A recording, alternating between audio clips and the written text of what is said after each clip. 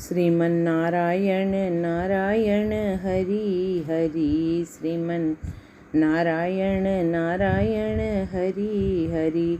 जय श्री कृष्णा। सभी भक्तों को सादर नमन।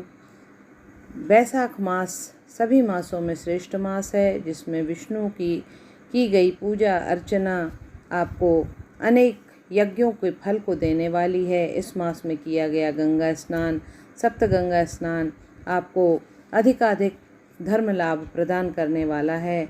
अतः यह सब कार्य करते हुए वैशाख मास के महात्म के अध्यायों का पाठ अवश्य करें, जो कि कोटि कोटि फल प्रदान करने वाला है। तो सुनिएगा आज छठे अध्याय की व्रत कथा।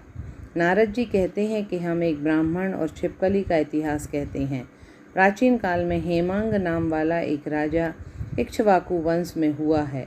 वह ब्राह्मणों का बड़ा भक्त, किंतु किसी की निंदा न करने वाला, शत्रुओं पर विजय पाने वाला तथा जितेंद्रिय था। उसने इतने यज्ञ किए कि कुशाओं से पृथ्वी पर कुशा ही कुशा दिखाई देने लगे। उसने गौ, भूमि तथा स्वर्ण का दान देकर अनेक ब्राह्मणों को प्रसन्न किया।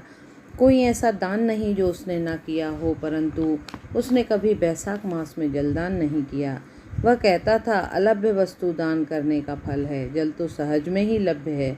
अतः वह राजा लूले, लंगड़े, अंधे और जीविकाहीन ब्राह्मणों की सेवा किया करता था, किंतु वेद पाठी, तत्वज्ञानी और ब्रह्मवादियों की पूजा नहीं किया करता था। वह कहता था कि विख्यात ब्राह्मणों की सेवा तो सब करते हैं, अनाथ, अनपढ़, लूले, लंगड़े और दरिद्रियों की दुर्गति है और वही दया के पात्र हैं। इस दोष के कारण 3 जन्म तक उसको चातक की योनि मिली, फिर एक जन्म में गिद्ध बना, फिर 7 जन्म तक कुत्ते की योनि मिली, फिर एक राजा के महल में छिपकली की योनि में उत्पन्न हुआ।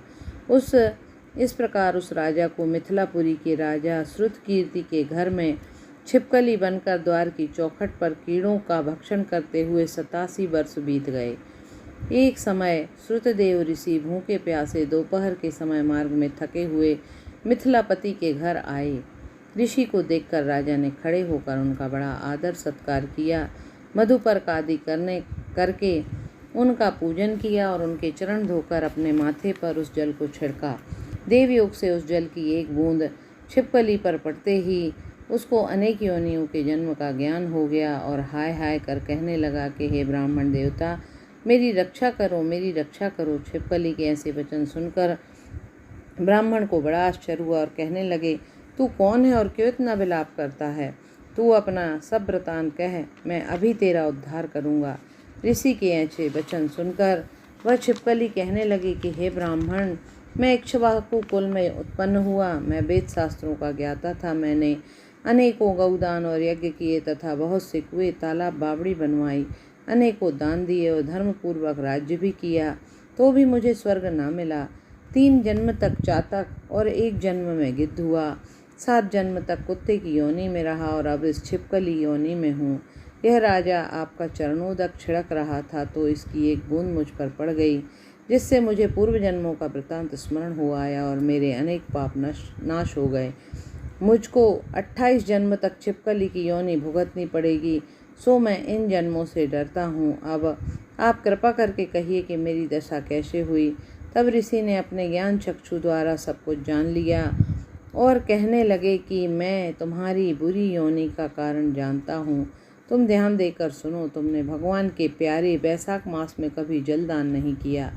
तुमने जल सुलभ जान यह समझ लिया कि यह तो बिना मूल्य ही मिलता है और धूप व मार्ग के प्यासे ब्राह्मणों को जलदान नहीं दिया।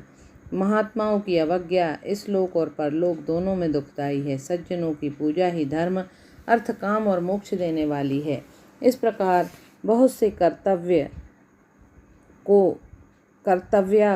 को नहीं देखते। जैसे मंद आदमियों की संगति से कुछ फल नहीं मिलता, वैसे ही तीर्थ और मूर्तियों से भी तत्काल कुछ फल नहीं मिलता, परंतु महात्मा दर्शन मात्र से ही पवित्र कर देते हैं। तुमने ना तो जलदान किया, ना साधुओं की सेवा की, इसी कारण तुम्हारी यह दुर्गति हुई। अब मैंने जो वैशाख का पुण्य किया है वह तेरे को दूंगा, उसी के फल से तेरी शांति होगी। इससे तेरे भूत, भविष्य और वर्तमान तीनों काल के कर्मों के संस्कार दूर हो जावेंगे। यह कहकर ऋषि ने जल स्पर्श करके एक दिन के बैसाख स्नान का फल उसको दे दिया। जल के छींटे पड़ते ही वह सब पापों से मुक्त होकर दिव्य रूप को छिपकली का रूप त्याग कर ऋषि के आगे हाथ जोड़कर परिक्रमा करने लगा। नमस्कार कर आज्ञा लेकर स्वर्ग को चला गया और 10,000 वर्षों तक सुंदर भोगों को भोग कर इक्ष्वाकु वंश में ही महाप्रभावशाली काकुत्स्थ्य नाम से उत्पन्न हुआ और 7 द्वीप पृथ्वी का राज्य करने लगा।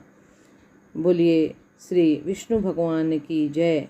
श्रीमन नारायण नारायण हरि हरि, भजमन नारायण नारायण हरि हरि, श्रीमन नारायण नारायण हरि हरि, लक्ष्मी नारायण नारायण हरि हरि, श्रीमन नारायण नारायण हरि हरि, भगवन नारायण नारायण हरि हरि। हरे कृष्णा। सभी भक्तों को यदि मेरा चैनल पसंद आया हो तो इसे लाइक और सब्सक्राइब अवश्य करें। आप सभी के सहयोग की निरंतर आकांक्षा रहेगी। जय श्री कृष्णा।